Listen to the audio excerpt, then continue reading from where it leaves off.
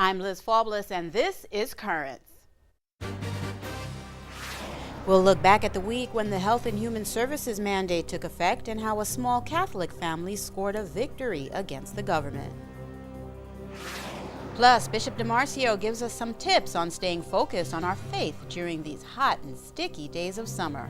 The Mass is worship. Hopefully, it can be a pleasant experience of worship. But deep down, it's our responsibility to make it good.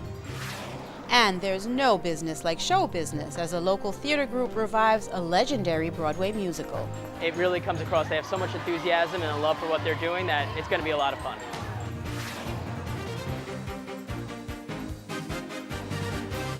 Good evening and welcome to the first edition of Currents Week in Review.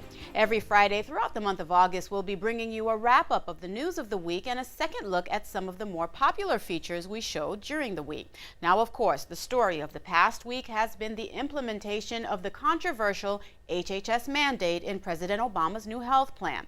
Now, as of last Wednesday, August 1st, all employers must offer health plan packages that include coverage for services that some people consider to be immoral, such as use of abortion-inducing drugs and sterilization. Church groups that have religious objections have been given a one-year reprieve to find a way to adapt to the program, but not every group you might consider religious is defined as religious by the government. According to federal guidelines, church groups can only be considered religious if their employees are made up of that particular faith group and they serve only people of the same faith. So, for example, Catholic hospitals and social service agencies that serve the general public are not considered to be religious groups. In fact, Mother Teresa would not qualify. But one company run by Catholics in Colorado did receive an exemption. We brought you this story earlier this week when I had a chance to speak with Matt Bowman, attorney for Alliance Defending Freedom, the firm that filed the lawsuit on behalf of the company. Now, Matt, we are talking about the first ever court order against the mandate on behalf of Hercules Industries and the Catholic family that owns it. Now, to be clear, ADF is still in court challenging the mandate, but explain exactly what this decision means for Hercules. What's at stake in this case is whether every American, including family business owners, will be free to live and do business according to their faith. Now, this is the first court not only to issue an injunction, but the first court to rule in any way on the religious freedom question of whether the government can use Obamacare to stifle the very freedom that it's sworn to protect.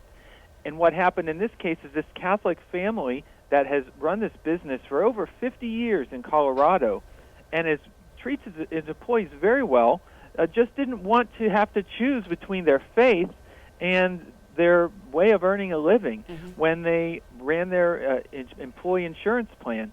And what the judge said in this case is that the interests the government was claiming to justify their attack on religious freedom, those interests, quote, pale in comparison, unquote, to the infringement of a family's religious freedom. Right. And I want to actually, in keeping with that line of reason, I do want to focus on the language in the ruling because this really sets a critical precedent. Now, the government's arguments are saying that they're countered and indeed outweighed by the public interest in the free exercise of religion, as you mentioned, an issue that is being argued right now, Matt, as you know, in dozens of cases.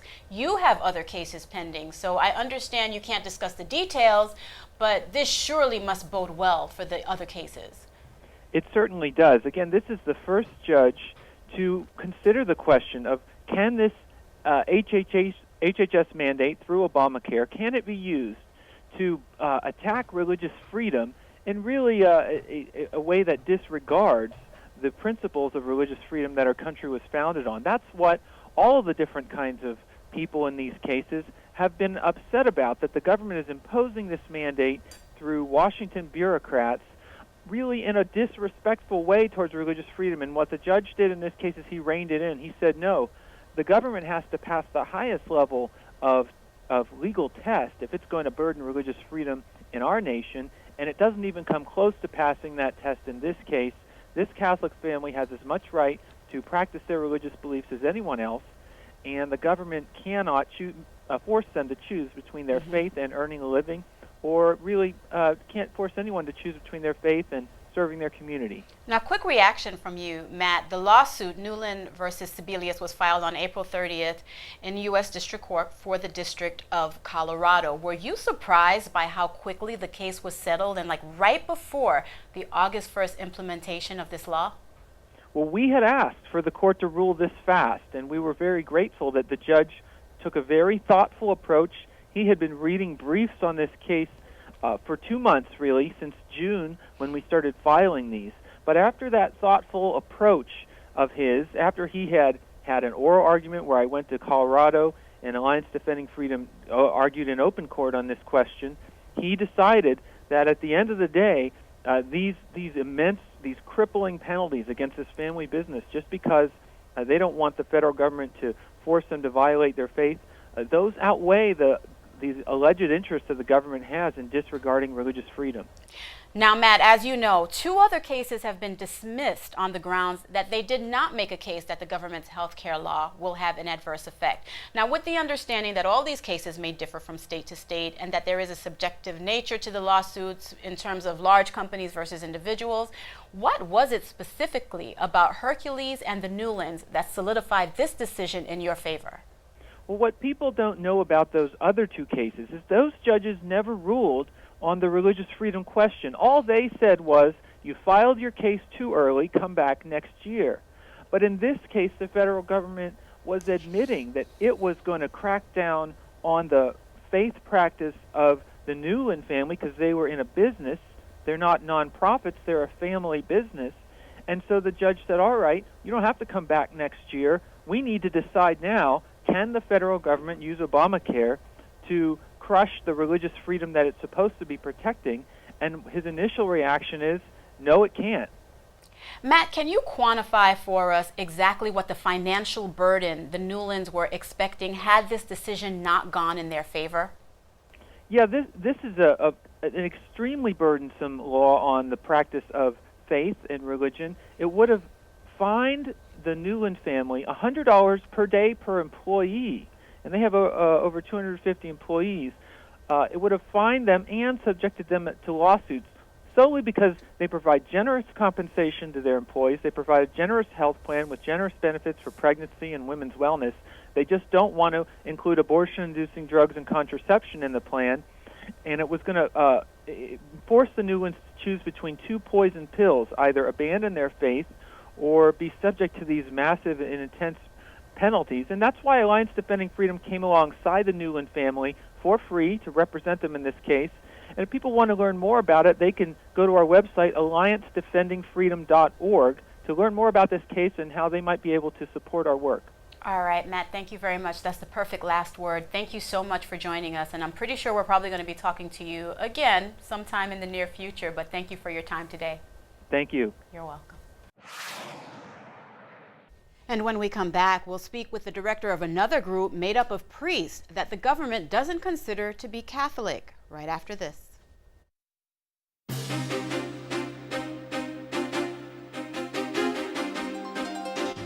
Welcome back to Currents Week in Review. I'm Liz Faublis. Every Friday this month, we'll review the top news and features from the past week. Now, moments ago, we heard how a Catholic family-run business in Colorado won an exemption in court from the government's HHS mandate. Later in the week, we discovered that Priests for Life, which you might consider to be a Catholic organization, is not recognized as Catholic by the government. Therefore, it is required to provide health insurance that would violate the teachings of its leadership. You'll see why, and you'll hear the controversial response as we revisit my conversation with Father Frank Pavone, the Executive Director of Priests for Life. Now, Father Frank, Priests for Life has joined 57 other plaintiffs in suing the federal government challenging the HHS mandate. And yesterday, you stated in no uncertain terms you will not abide by the government's directive. When did you make this decision?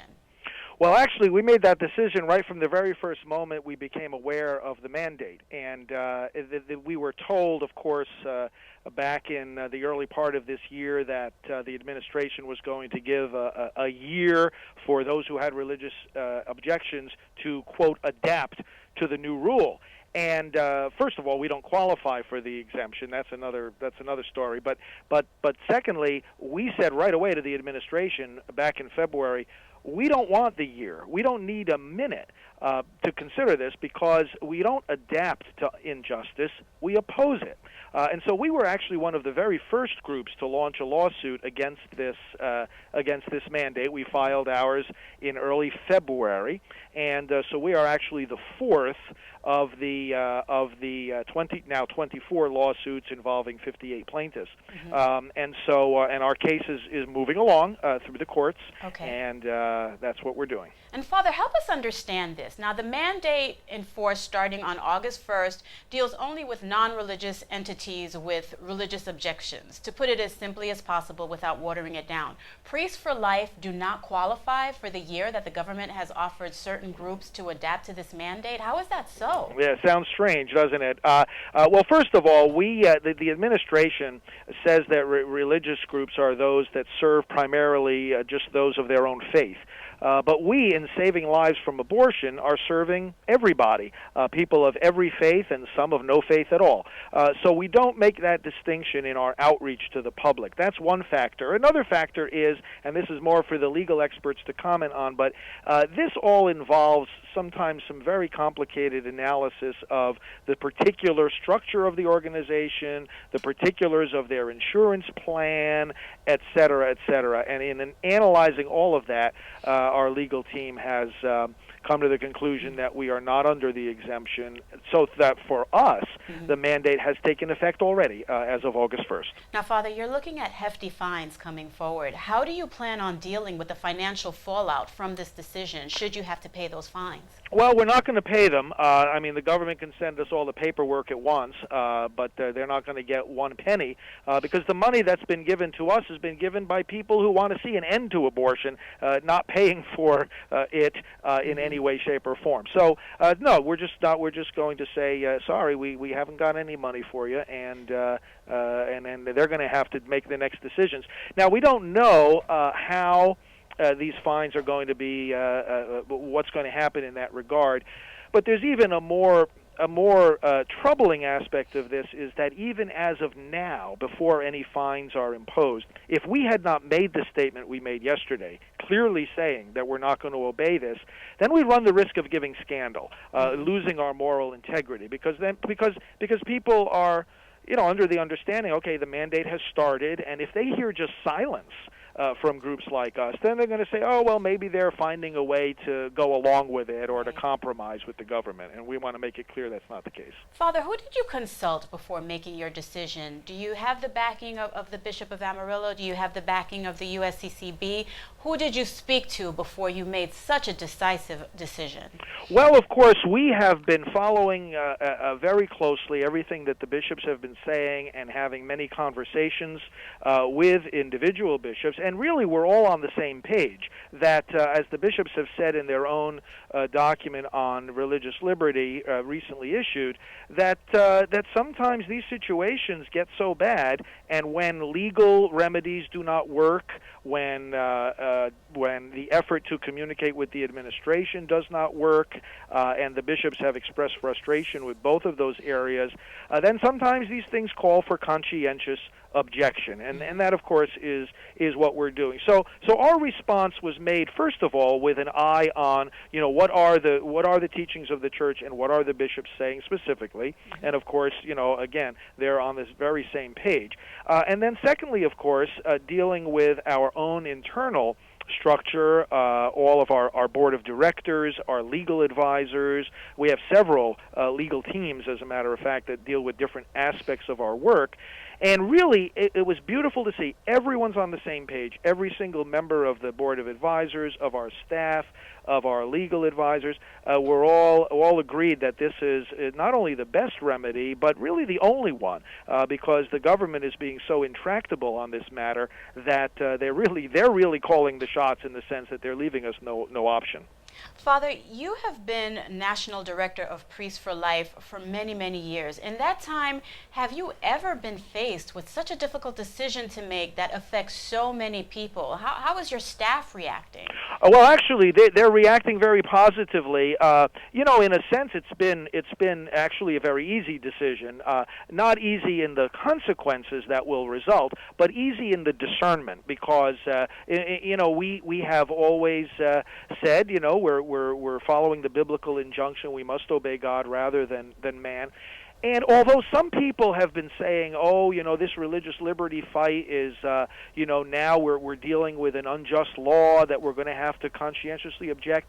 When you think about it, an organization like ours, and really the whole church, has been dealing with unjust policies all along. I mean, in the whole fight against abortion, we're dealing with the most unjust policy in Roe versus Wade that makes it legal to kill babies throughout pregnancy. And so we have always been operating under the stance that we're opposing an unjust policy, an unjust court decision, unjust laws, and that the only response, and really the bishops have already said this back in 1998 in their document, Living the Gospel of Life.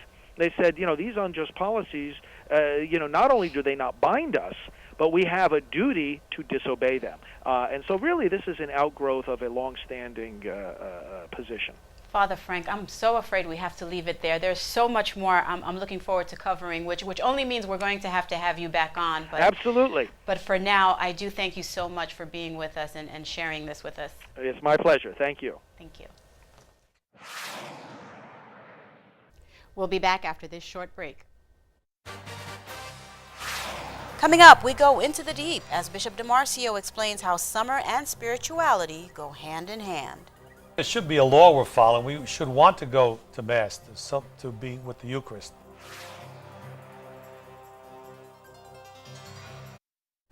Welcome back. I'm Liz Faublas. Every Friday, we speak with Bishop Nicholas DiMarzio to learn a bit about what's on his mind. Our news director, Ed Wilkinson, sat down with the bishop to talk about religious practices during the summer. That's the topic for this week's Put Out Into the Deep. Bishop, nice to see you again. Good to be here. Here we are in the middle of summer, and it's summer. Plenty hot. People tend to relax in the summer, and sometimes they might get a little lax about their church attendance. And let's be straight about this. The obligation to attend Mass is still there, even though it's summertime, right? No, it's for sure. First of all, it's part of the Ten Commandments, and also part of the precepts of the church. And again, it should be a law we're following. We should want to go to Mass, to be with the Eucharist. Unfortunately, today, people have gotten a little bit off the wrong idea about the Mass has to be fulfilling and not going to a TV show or the movies or the theater. The Mass is worship.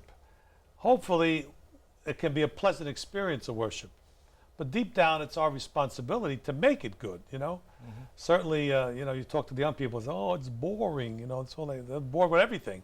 So when you have something like the Mass, which is unique, it's hard to get them to appreciate it. But all of us have to understand that the Mass is a responsibility.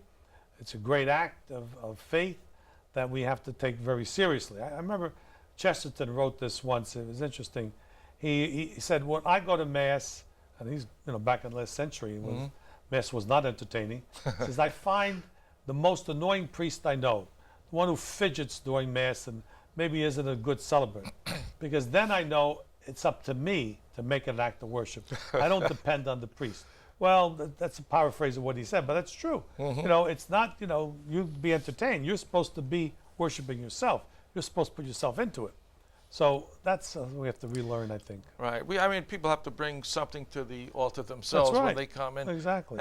Also, just the way they comport themselves and the way they dress. Again, sometimes in the summertime we become a little lax, right? They're going to Mass. We're not even talking about beach parishes. Sometimes people are coming in shorts. Well, and flip-flops and shorts are not basic, unless it's a little kid, isn't appropriate for Mass. So you should dress up a bit.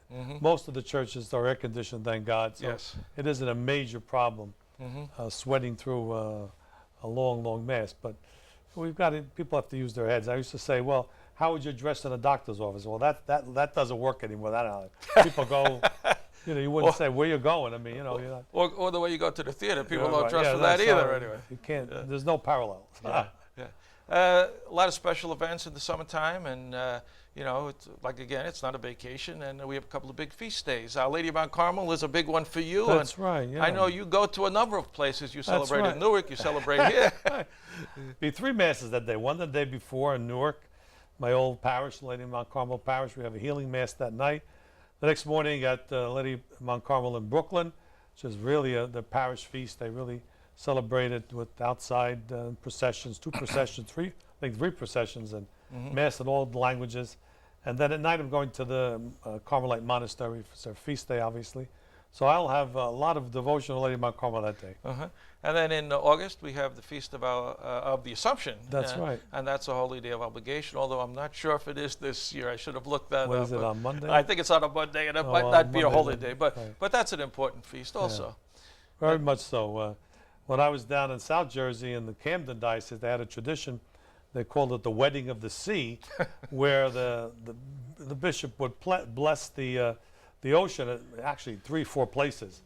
The most interesting was Atlantic City, where they would beach the boat. The lifeguards would beach the boat, and the bishop would crawl in, literally crawl in. You would go out. Well, I would go out in the boat, and then you would throw a wreath on the sea with a blessing, you know, blessing the water on the feast day. Well, I don't know if I could do it today. Maybe we could do that in About Breezy 10 Point. years ago, I was able to jump in the boat, and you really would get kind of wet. You had to have an album, but underneath was your bathing suit because you didn't come back dry. Those waves are pretty good out there. Well, that's a tradition that hasn't found its way to No, our thank shores God. yet. Yeah. And our seminarians, they don't take the summer off either. They have summer assignments, right? That, They do. Most of them are doing either language work or they're in parishes, so they keep the formation going. Good practical experience for them. Yes. Right.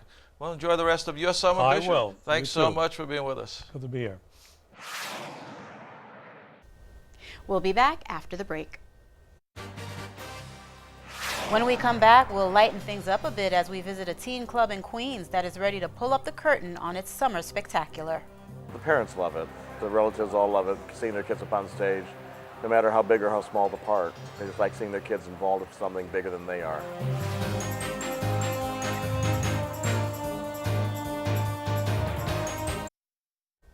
And finally tonight, if you're looking to relax, why not take in a parish show? This week we told you about 2 parishes where the curtain goes up this weekend. In Belrose at St. Gregory the Great, the Drama Society presents Big, the musical. And in Richmond Hill at Holy Child Jesus, you can see Annie Get Your Gun. Sit back and let us take you back to those thrilling days of the Old West with Buffalo Bill and Annie Oakley as we preview Annie Get Your Gun.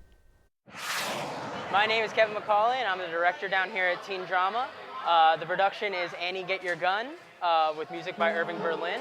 And really what people can expect when they come to see it is just a lot of fun.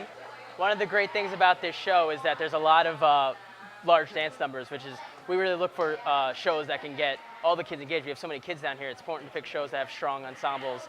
We have a huge cast and crew of teenagers working very hard. And it really comes across. They have so much enthusiasm and a love for what they're doing that it's going to be a lot of fun.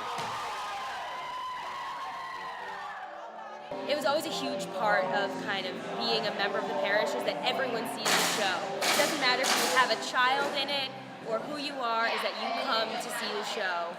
And if you do have children, your children then are in the show when they're teenagers. It's kind of a huge rallying point for the parish and the neighborhood in general. So the parents love it.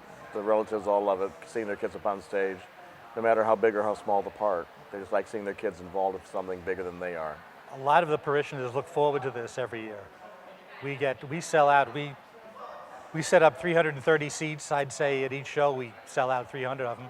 It's something that the neighborhood looks forward to every year, coming with their families. It's really a family event. All the shows we do are great for bringing whole families, people from cousins, everything. And I think especially the kids from the elementary school, even though we're a teen group, so none of the kids from Holy Child are age eligible to be in the group, they see it and they come and visit and they see the productions every summer. By the time they go to high school, they want to be in teen drama. We have great support from the parish. People who can't buy tickets donate money. They donate their time. Not only the parents, but like me, who no longer have kids in the group, they come back year after year. Got no butler, got no maid. Still I thank God for no pain. I got the sun in the morning and the moon at night. We rehearse 5 times a week, which is a lot. You can expect so much because we have so many great and talented people, young people too, which is very hard. For 13 and 19 years old, working their butts off, to put this performance on, and you can expect a really great show to come and see it in the beginning of August. So it's really our most active teen club for the parish, or teen activity for the parish. So it's a good way, to involve the teenagers in a parish activity. I think that it's always a really good thing to have a place for children to for teenagers especially, because it's such a hard kind of period in one's life, a place to come and to be able to express yourself in a safe environment with other teenagers where you're protected, it's not babysitting, but you're certainly being kept a close eye on so that you can't get into any trouble, and you really kind of get to flourish as an individual, as a member of a Catholic community.